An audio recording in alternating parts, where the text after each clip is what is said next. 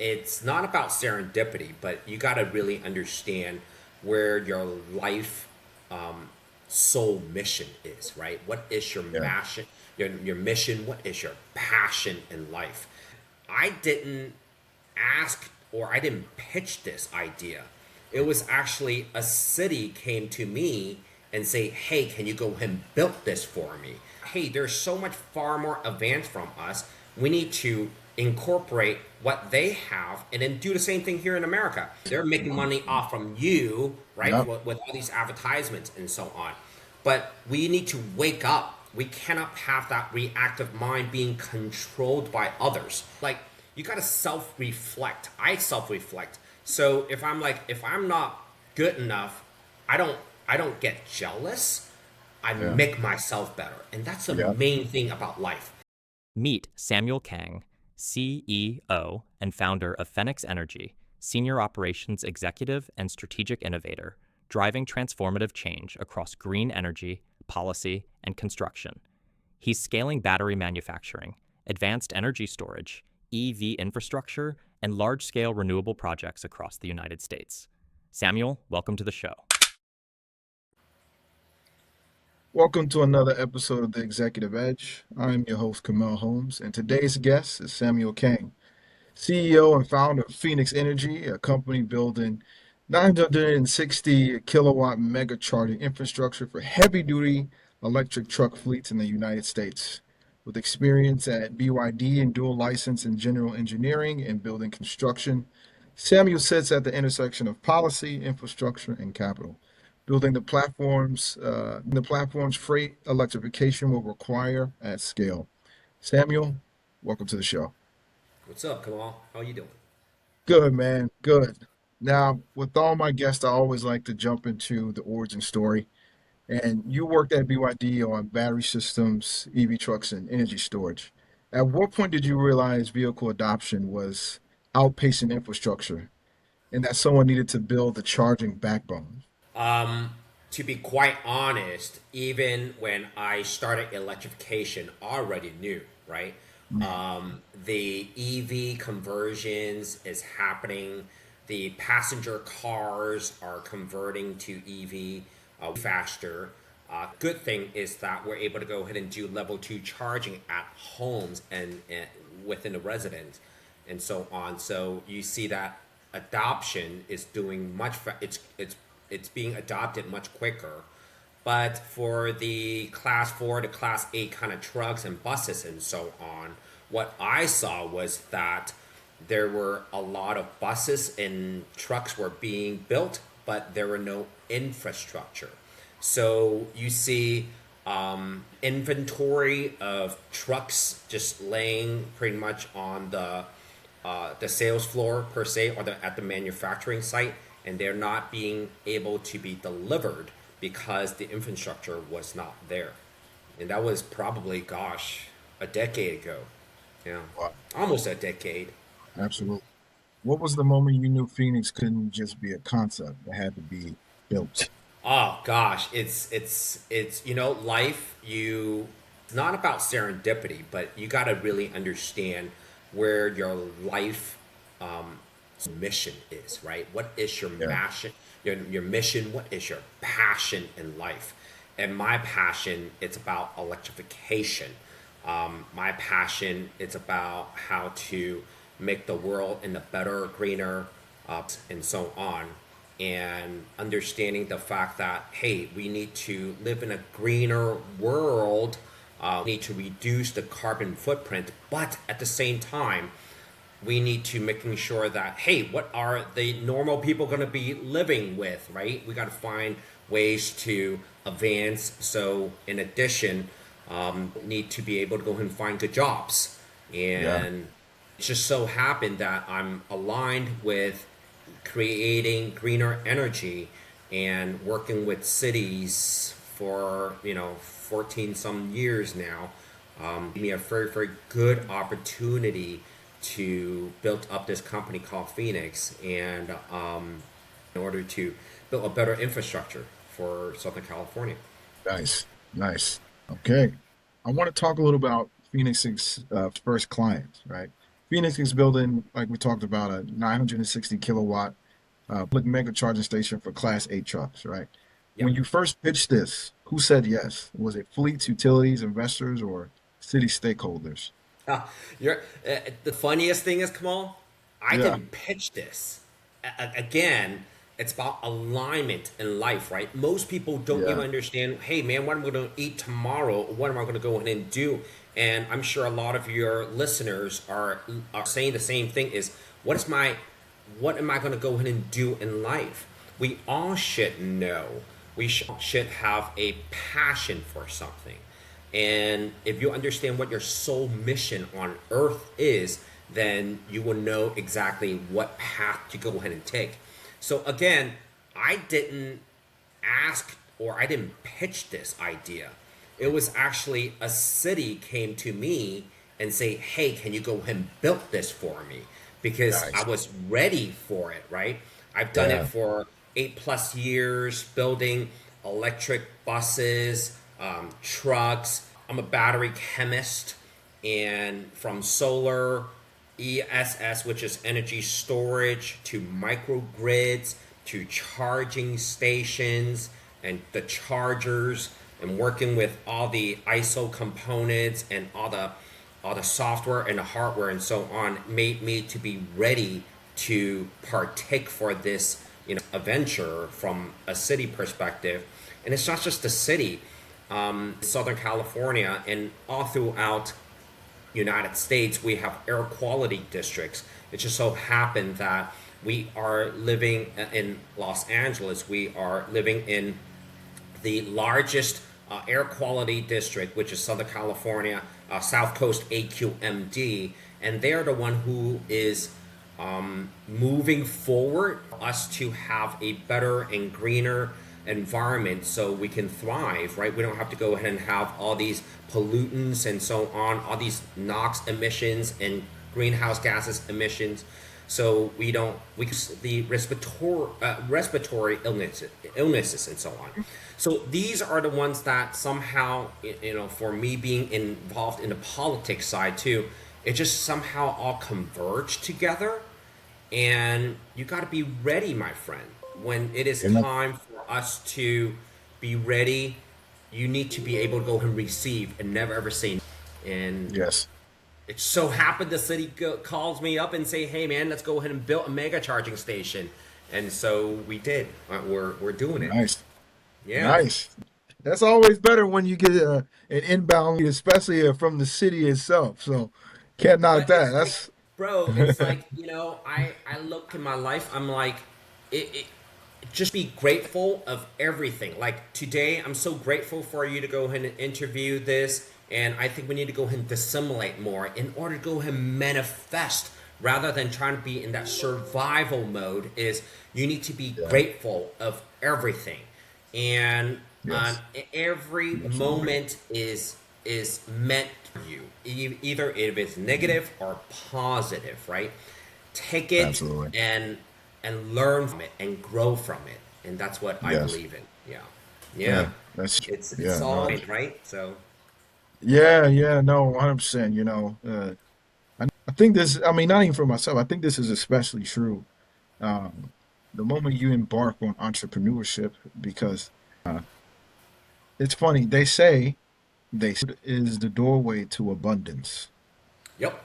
right? And Don't you hate. know, can't love, spread it, and you get it back, and Yes, sir. say when you're doing your own thing, you want as much blessings coming back to you as it can. I mean, overall good person, right? Like if you want for yourself, you should want for your brother what you want for yourself, right? Like that should be standard, which I That's think right. is You want to lost. true, right? You want to understand others before to be understood, and a 100%. lot of it has to do with reciprocity in life, right? Hmm. So when you Yeah. have, why is it that I'm able to go ahead and do it? Why is it the city actually approached me? Is because you got to good things and do good in life.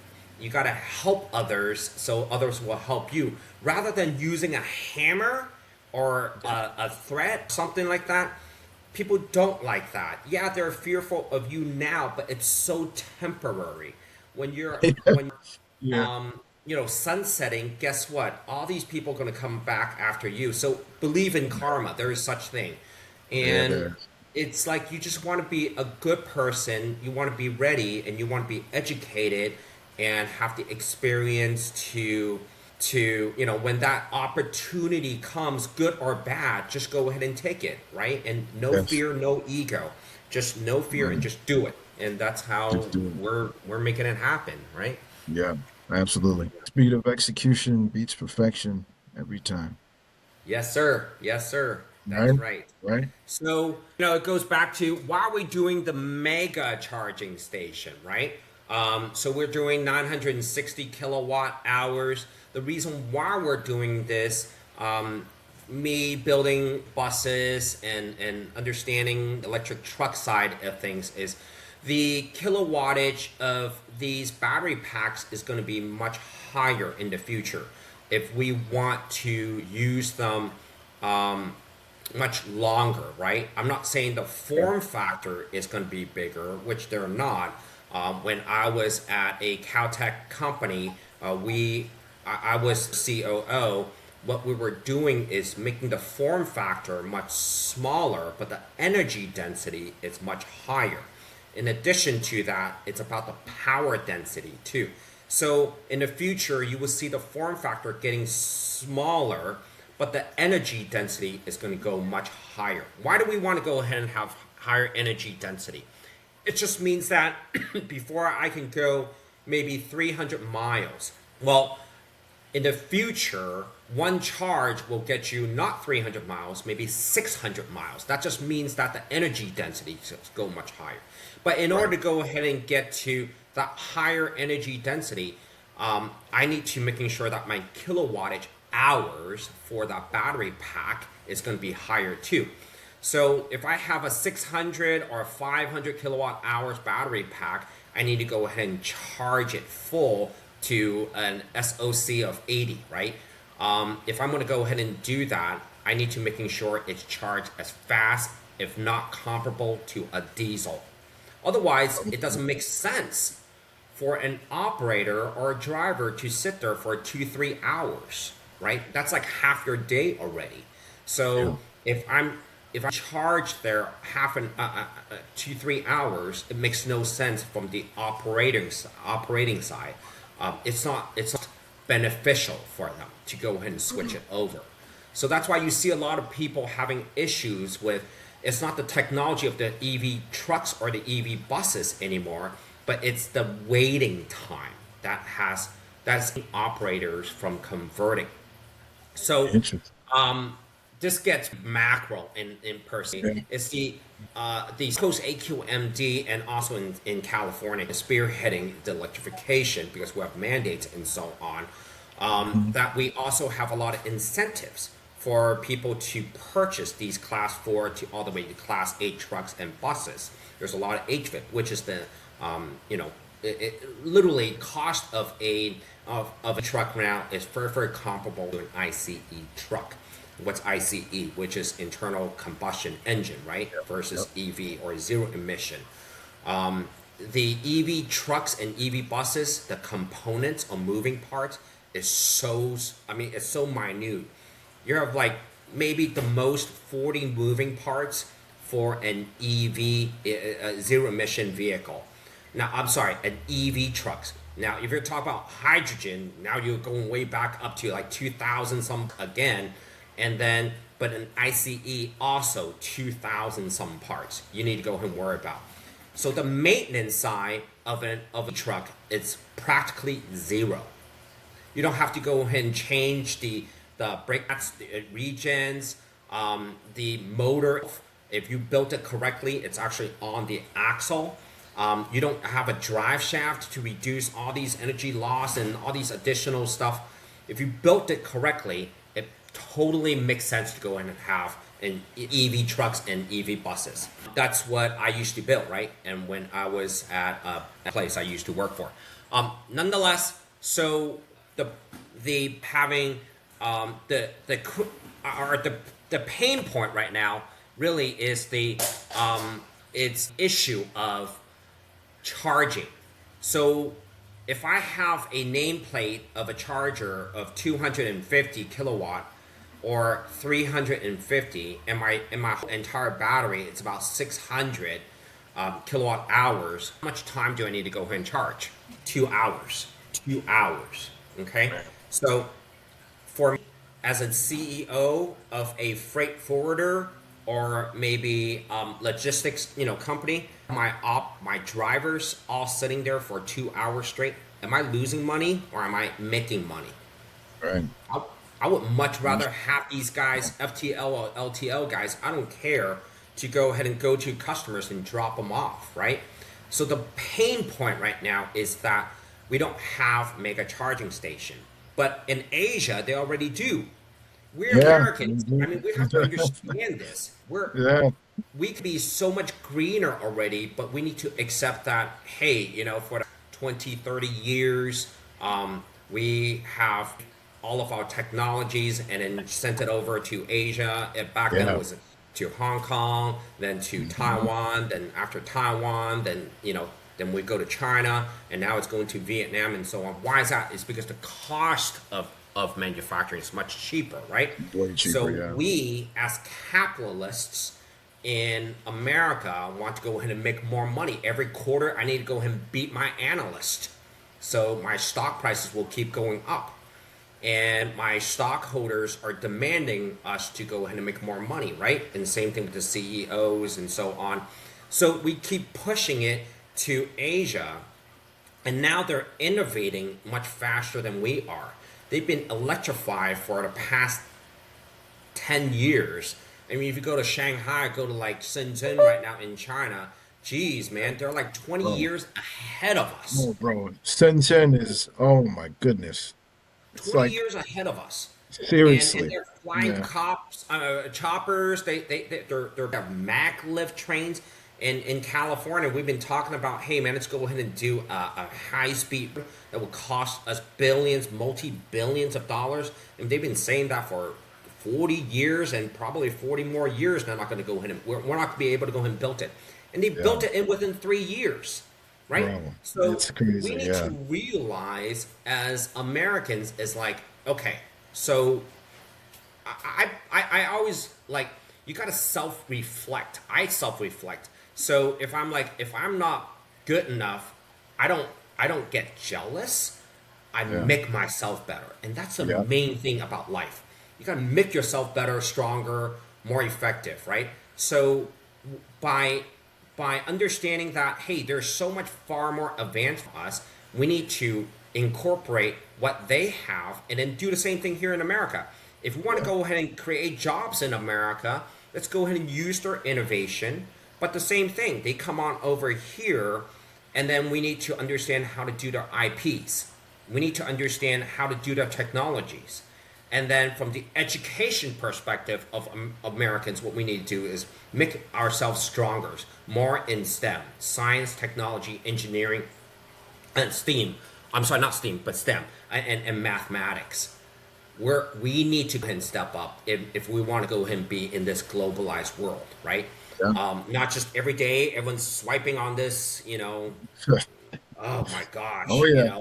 Yeah. your Facebook or IG or whatever and so on, and Yes. they're making money Mhm. off from you, right? Yep. With all these advertisements and so on. But we need to wake up. We cannot have that reactive mind being controlled by others. We need to control our own destinies, and that's what you know I've been doing for from the entrepreneurship side. So what I'm trying to say is 960 is already happening in Asia, and they are able to charge their EV trucks within half an hour to 20 minutes to an, and they're on the road. And we are still, sorry to say, dicking around with 250s, whatever, and so on. That's the nameplate, and by the time you really fully charge it, it will throttle down. Still talking about 200, if that, maybe 150, 105, and so on kilowatt. It will never ever get us to be electrified, fully electrified. So we are pushing forward, and we're going to be the first one in America to have a mega charging station, a full-on mega charging station. Sweet. That's awesome. Yeah, I love that. we're I just want getting to talk. ready for the future, man. Yeah, for sure. No, we have to. I want to talk about your current business development, right? So right now you're building the first facility, right? What does your expansion playbook look like? How do you go from on site to, site to 10 and then 50? Okay, so there are two parts to this, right? Actually, three parts to it. You got to know how to do so. Not many people. So that's it. You got to know STEM, right? If you're not a civil engineer, be an electrical engineer.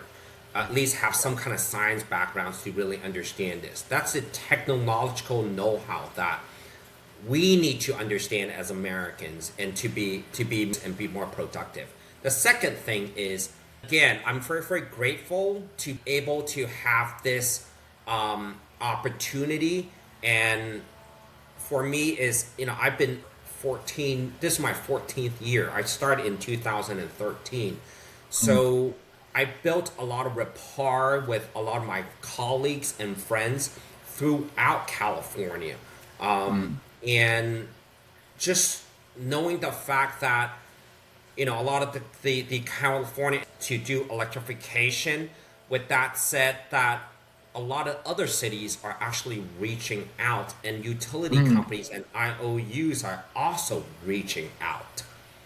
mm. So it's not like I am going out to do the BD side.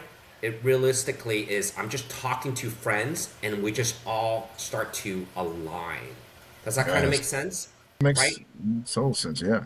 Yeah. So it's about look, I mean you're in Illinois, right? Chicago and so on. But me, California boy and so on, I'm gonna give you an analogy of surfing. Right? So when you're Oh, surfing, here we go. a Yeah. wave is when the so far, far, far, far over paddling, you're gonna get clobbered because you're so Mm, early at the entry. Now, mm. if you and the wave just passed you, you missed the boat, dude. Right. You totally missed the boat. You want to Right. be paddling so damn hard, right? And the wave is about to go ahead and come, and then you can start riding the wave. And you don't. Yeah, the first few times you have to go and put a lot of effort, but the when you start seeing it, it's like the synergy started in. Does that make sense? Oh, it And makes total everyone sense. is jumping onto the bandwagon. That's why you see timing is everything. Timing is Timing is everything. everything. Oh man, it really is. That couldn't be more true. I mean, for business, yeah, but for anything in life, it's like precision beats strength, timing beats speed every time. Every Timing. time. That's Yes. right. And you got to know what your soul mission is, right? If you don't understand what your soul mission in on earth Oh, is. yeah. Oh no. No, I'm here. I think we're Oh, back on. okay, we're back. Nice. Yeah. Yeah. Yeah. So, um, yeah, and then the third thing I want to go ahead and talk about is Yes. you got to have the funding to go ahead and do so. Mm, And as you can see now, that UAE, Saudi Arabia, and all the private equities and all the VCs and even all the family offices, and we could have another sections about talking how to go and raise money and so on. right. Once you are all aligned now, everyone starts to come. Everyone, because everyone believes in this now, then everyone starts jumping onto the bandwagon. We're just the trailblazers, right? It's just making sure that we're at the right timing and it is the right directions to go to. The whole world is electrified. We're just a little bit slow here, but if you look at Asia and so on, they're so far ahead. They're like 20 some years ahead of us. They're producing a lot of green energy now, and same thing with California. California, I think 60% of our energy generation now is from solar. We don't need to Wow. use many other solar, wind, hydro. You can even do thermal and so on. And I don't even want to talk about the fusion side of things, not the fission side, but we're using the Yeah. don't use the heavier isotopes. That's going to cause a lot of issues. But if you're using like helium, or if you're using thorium or whatever it is, those are much better, shorter half life and so on. But we're going to need more energy no matter what. It's just because you're going to see more robots. That's kind of scary, but more it's efficient. And Yeah. AI, right? So you're going to just need more energy. So energy is the right place to be for a lot of people. Yeah, I couldn't agree. Renewable energy sources is, yeah, you talk about Asia, they're so far ahead, and we're still on the grid we have now is so old. It's so Yeah, old. It's so yeah, old, bro. It's crazy. yeah. And even in places like it's funny because where I am, where it's colder, infrastructure is a little bit more durable because of the winter, right? You go to places like Texas, and it's like the grid is so old, and they never really experience any fluctuation in weather. Something happens.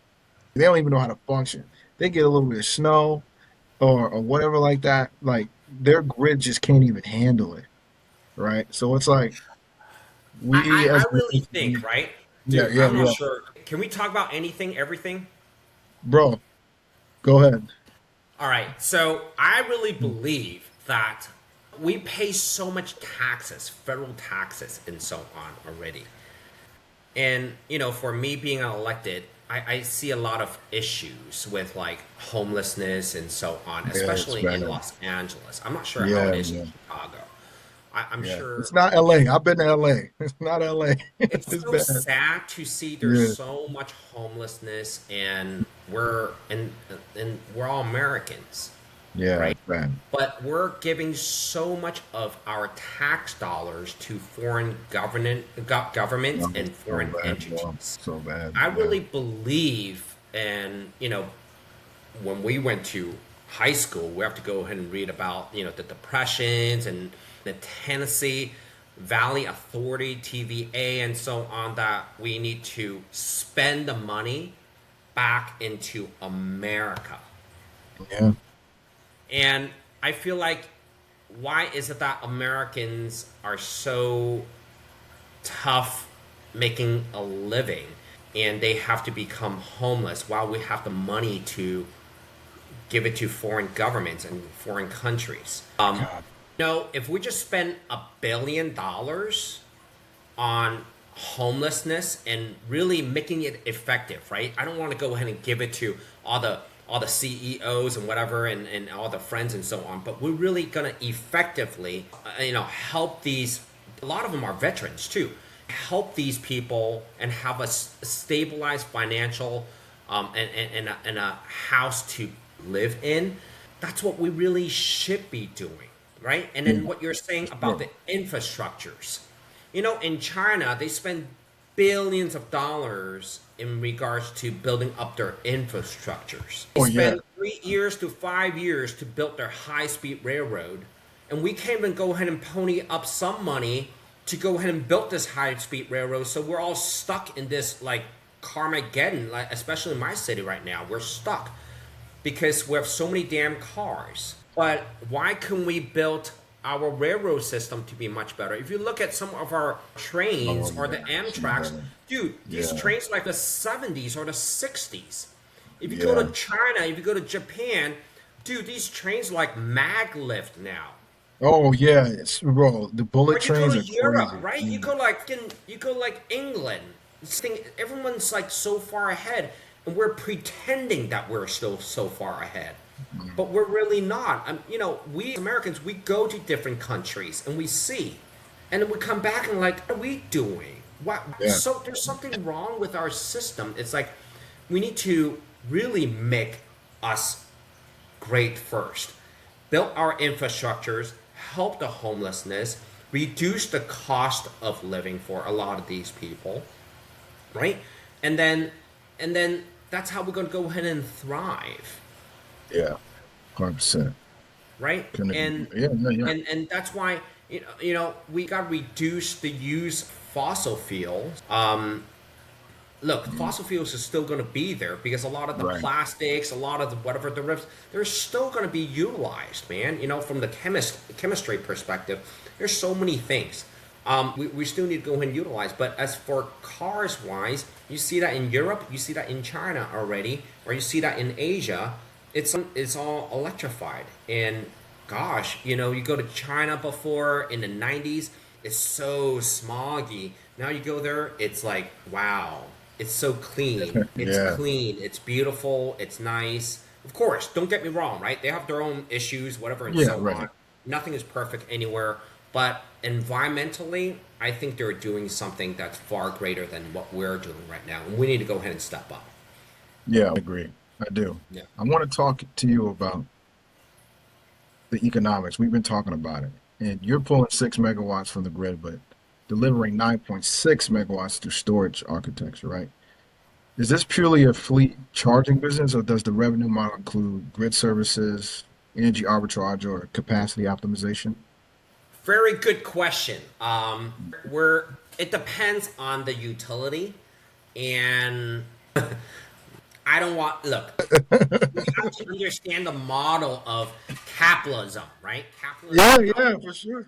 how Mhm. does it work, and so on. So if all energies is able to feed it back into the grid and reverse the meter, then how are these utility companies going to make money when they keep paying the cost of you regenerating back into the grid? So um, the business model will certainly evolve over time. As a futurist, right? Yeah, I'm yeah, sure. yeah, yeah, yeah.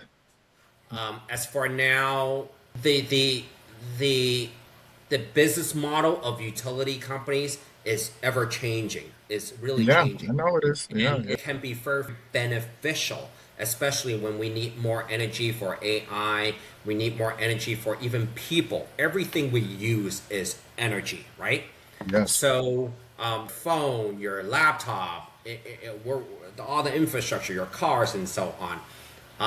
At the same time, the utility companies understand that if everyone has a ESS, energy storage at their house, and they're able to go ahead and feed it back into the grid, then they have to go ahead and pay up a lot more money. So, we'll see how this business model is going to go ahead and work out. I already know. I already know. I Yeah, 100% already know how this is going to work out. yeah, It's just a matter of time. So, yeah, to answer your question, my excessive energy is not going to be selling back into the grid, but that's yeah, okay. That doesn't mean yeah, that it's a significant amount of new generation, yeah. but the overall business model for this mega charging station is substantial enough. All right. Okay. Nice. Subsidies and grants dried up tomorrow. Does Phoenix still pencil? Yes, but the return on investment is going to be longer. Yeah, right. It's For sure. going to be longer. So my return on investment is probably 3 years. Yeah. Now that's gonna look. If anyone who's a CEO understands this, Yeah. they will be listening. Okay. If not, if there's no subsidies and whatever and so on, knowing the fact that we're gonna see more. My calculations, I've already done this. Is you're gonna have even more EV trucks and EV buses and so on. So without subsidies, you're still talking about 6 years, less than 6 years. Okay. Yeah. All Yeah. right. You got the technical architecture, right? And you got the regulatory relationships. What's the real constraint right now? Is it capital stack, permitting, timelines, fleet contracts, or is it interconnection delays?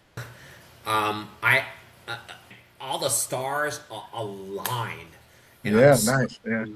I have no interconnections delayed Oh, because that's good. Yeah. I don't know what to tell you, bro. It's just I'm very very grateful. I am Yeah. just grateful that everything is aligned perfectly. I haven't gotten any kind of resistance yet. Knock on wood. Seriously, Yeah, knock right. on wood. Seriously. Yeah. Um, just very blessed that we are able to come this far, to be so smooth, and from the political of the state of California, all the way from the congressional side, all the way down to the municipal side, and Mm, all these stacks. Everyone is fully aligned it's and great. excited about the future, Yeah. excited about what we're doing because because this will be like the catalyst of finally breaking through that we're able to charge these necessary components of our American economy, not 2 hours, but within 20 minutes, and you're fully Yeah. charged and you can go start going interstate. Yeah, that's So crazy. That'd be huge. That's huge. it's just No, that's that, we are, I'm very grateful for colleagues, partners, my executives. These are all veterans that also believe in greener energy, and I'm sure a lot of your viewers will gotta save this earth, man. In yeah. when I grew up, and it's already like, wow, the North Pole and the South Pole and all these ice caps, and it's already melting. And I can tell you, in gosh, probably in the 90s, I went to Alaska, and now I went to go back to go and see the glaciers. Half of it's already gone. Crazy. Yeah. Crazy. So Crazy. just want to making sure that at least for me, it's like son, and for my Yeah. kids, I want to Yeah. making sure that they are able to go ahead and thrive and not wanting to go to Mars or whatever because I believe in Earth. I Yeah, truly right. why get and go to another place? Yeah, nah, Why I'm don't we good. save this right Yeah. away? Now, some of your viewers are going to go and say, but they're so toxic with all some of your batteries, whatever, and so on. Um, Now, I'm going to go ahead and put on my battery chemist All right. hat on now. It's the craziest thing, and I'm versatile, able to go ahead and do that. Is Yeah. look, if I'm talking about some of these that we're utilizing for some of the rare earth, yes, absolutely, I agree with you. But we're not. LFP batteries now. We're using batteries that are not toxic, especially the elements inside. They're not toxic. So the environmental impact is going to be much less than having a truck with diesel idling, Yeah, dude. Yeah. and you got to go ahead and breathe into it and so on. Yeah. Now, we want to mitigate all the pollutions. Yes, absolutely. But it doesn't mean that the whole entire region needs to, like in Bernardino or Riverside County, in I see so many people from UC Riverside. They will come up to South Coast AQMD and complain about they have asthma, they have respiratory issues, and since the inception of South Coast AQMD, we're still not be able to go ahead and mitigate the NOx emissions and the greenhouse gases emission down below what the EPA regulatory would like to mandate. So we got to do better as people. We Yeah. have to be able to understand that we need to help others rather than, just fatten your own pockets and so on. Our sole mission in life, and to be grateful and to be great, is to help others to have a better life. That's what I believe in. At least Yeah. that's my capitalism rather than Yeah. some other folks. Yeah. Yeah, sure. No, I mean, it what I was saying, right? It's like take care of the land that you've been born into. That's how I believe. You know what I mean? Like, especially, we're lucky enough to, not everyone grows up in I would say, good circumstances. I think it's Yes. the duty for people who did grow up, and I'll use the word insufficient enough circumstances to give back. Um, and like you said, it shouldn't be about fattening your pockets. It should be about what you give. The giving hand is always better than the receiving one. You know, you are in a position that where you can give, or if you have the ability, you have the energy, you have the to give, then it's an obligation at that point. That's how I see it. I resonate with what you say. It's like for me, it's not an option. You have to give back. Otherwise, what are I we leaving behind? may. Yeah. I don't want to use the word obligation, Oh, and yeah. but it's because my love, I'm not obligated to do so. This is not Yeah. socialist, right? And Yeah, you're right. but it's because I want to see a much better world. And you're Yeah, absolutely yeah, right about, a lot of people are not um, born in a loving environment, or maybe they were born in a less sufficient or insufficient um, environment, and so on. Now, that actually creates two types of people. One, you become very, very selfish, and we call them yeah. so on. You will see a lot of those. And then the other ones is the empath, right? Which is the super empathetic people, I say, is that we don't want to see other people suffer anymore or went through what we have suffered. So we want to give back and make the society better. And that's what I believe in. I believe in giving love, and my the practical side of love is how do we make our world better? How do we make our world safer? What's going on right now, it's very sad. I think we can all work, um, and be nice to each other, right? And reach each other, and indeed, and learn from each other rather than putting a hammer down on everyone and trying to make everyone be subservient to you. I don't know. Maybe it's just No, my, no, no. you know what I'm Yeah, yeah, saying? yeah. It's like, I dude, know man, exactly what look, man, if you have A and I have B, let's go ahead and trade, y'all, Yeah, yeah. and Oh, absolutely. Yeah, man. It's work not together. always competition. It's collaborate. Don't get me Learn. wrong. Yeah, for real. And don't get me wrong. I'm not saying there shouldn't be competition is always healthy in an appropriate amounts, but Yes. should be some competition should lead to some form of collaboration as well. Both can exist in the same place. It can happen. Exactly. Yep. It's Symbiotic. symbiotic. So it should be symbiotic rather than the king and the peasants, Yeah, that's a good way of right? putting it. Yeah, exactly. Exactly. It's like so many people, your viewers and so on. I believe in, hey, you know what? Surround yourself with your friends, right? Five other friends who are able to go ahead and make you more positive, and you are able to go ahead and make them more positive. And that's how you thrive and grow together and be Yes, 100%. cohesive, right? And 100%. anyways, yeah. Yeah, yeah, yeah, absolutely. I want to talk about what the next 12 to 24 months look like for Phoenix. So in the next year or 2 years, what milestone tells you Phoenix is on the right trajectory, right? Operational proof or concept? Is it long-term fleet offtake agreements? Is it multi-site pipeline? What is it? Yeah, so we're very blessed to have alignments with a lot of the municipalities and so on, Mm, and just having good rapport with them. We are certainly working on the development. We're going to start breaking ground probably in July, if not June. I probably in July, and I'm so many hats on because there's the investment side, right? The SPV side, and then there's so many of these family offices and so on. They're talking on that end.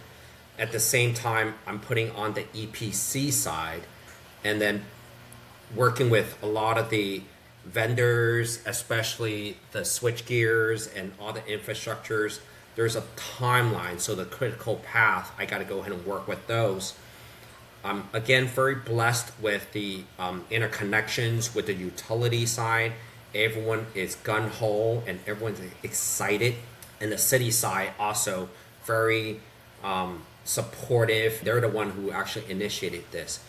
So we are already being approached by two other cities, and we have a really, really rapport with them. So it's a matter of building these out and then working with more, even and more investors. coming Yeah. in, and who knows? I might need to go ahead and your assistance later on and see how Yeah. to into a great opportunity, probably for so on. Who knows? Yeah. Yeah. Sure. Absolutely. If heavy duty EV adoption lags projections, the hedge, right? Is the infrastructure flexible enough to serve alternative revenue streams? Ah, that's a great question. So I'm going to say your risk of saying heavy duty adoption is if there's a hiccup. The state of California is not having that issue right now. And hopefully we do not have that issues because we have been electrifying for quite some time now. And in California, we also have a mandate too. So by 2030, by 2035, by 2030, 70% of all the trucks got to be zero emission and buses. So the the is certainly going up higher and higher. It just makes sense, right? Because Right. Asia is already doing it, and Right. Europe is already doing it. Asia is 20 years ahead, 10 years ahead. We just need to go ahead and do some catch up. So the momentum is certainly there, and I can tell you from the truck manufacturing side, I talked to a lot of the CEOs.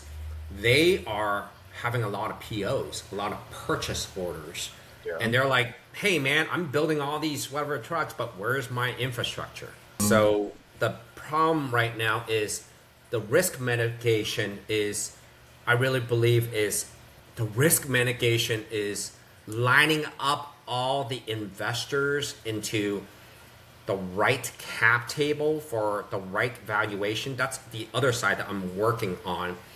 In addition, making sure that they are interoperable, knowing what we're doing from the EPC side, and also working with all the municipality side that we're and IOU side and how. So what I'm wearing is I'm wearing all these hats. It's not easy, but somehow I have all these experiences to align me to make this happen. So Yeah. that's the risks that I see. But these are all positive, I would say. One is getting a lot of the equipment to have UL certifications, right? That's another thing. And realistically, we're going to create more American jobs. I'll tell you why. Because a lot of the equipment are not made here in the United States. They're Yeah. assembled here in the United States.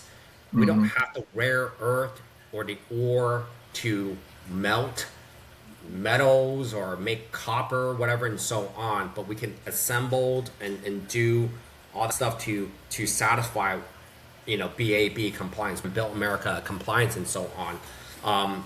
What I want to go ahead and do in a derivative of what we're building here is, since there's so many more in regards to charging station, we want to also bring in different manufacturers come to United States and assimilate into United States and work with United States, and but they also have to teach us, right?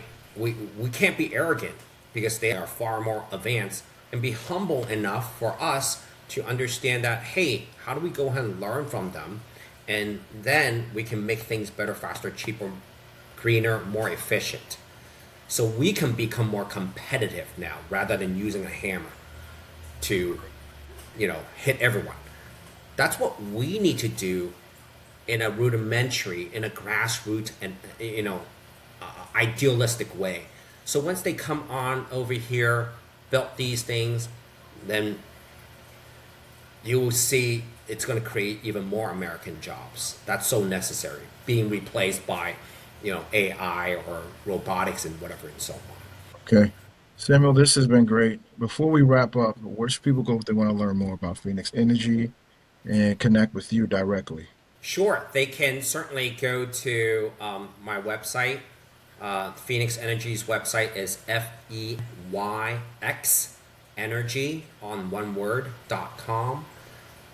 Or they can certainly email me to, or just go to info at phoenixenergy.com to email.